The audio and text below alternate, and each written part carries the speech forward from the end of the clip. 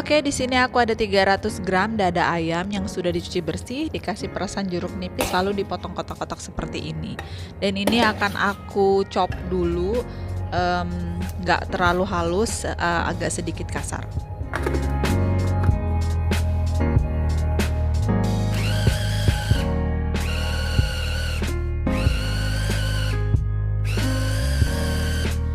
Dan selanjutnya ini akan aku ambil sedikit aja supaya nanti chicken patty-nya itu ada tekstur daging yang masih kasar.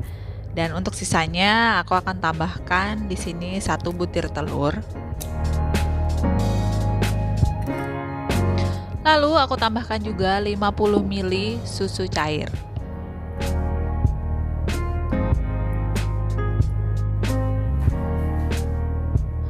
Bahan selanjutnya di sini aku masukkan 2 slice roti yang sudah dipotong kotak-kotak. Ini aku jadikan satu aja ya, aku blender jadi satu biar nggak repot. Lalu aku tambahkan 3 sendok makan minyak.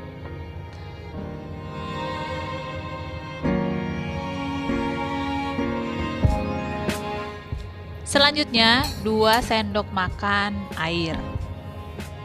Tambahkan juga 1 sendok teh garlic powder dan juga 2 sendok teh onion powder.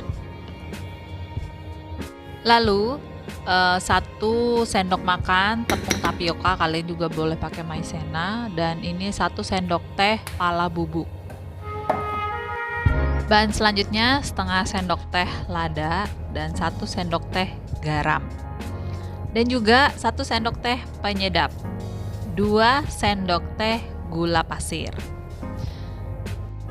Oke, jika kalian mau tahu bahan lengkapnya, kalian bisa cek aja description box, sudah aku tulis di sana. Dan ini akan aku haluskan terlebih dahulu, lalu setelah itu aku akan jadikan satu ke daging ayam yang masih kasar.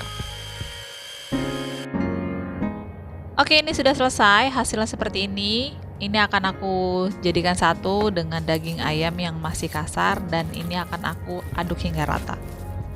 Sebenarnya di sini kalian juga bisa tambahkan daun bawang atau oregano atau juga parsley. Karena di sini aku kelupaan, jadi tak apalah, di skip aja ya. Tapi buat kalian yang mau rasanya lebih enak lagi, boleh ditambahkan. Dan bahan selanjutnya di sini aku ada 1 sendok makan bawang bombay yang sudah ditumis, atau kalian mau lebihkan jadi 2 sendok makan juga boleh. Setelah ini akan kita bentuk ya menjadi bulatan, sesuaikan aja dengan burger kalian. Jadi kalau burger kalian itu besar, membulatkan chicken patty-nya ini agak lebih besar dari burger kalian, karena nanti pada saat dipanggang burger patty-nya ini akan menyusut sedikit. Oke, di sini aku jadinya cuma 5 potong, dan setelah ini akan aku masukkan ke dalam freezer selama 1,5 jam.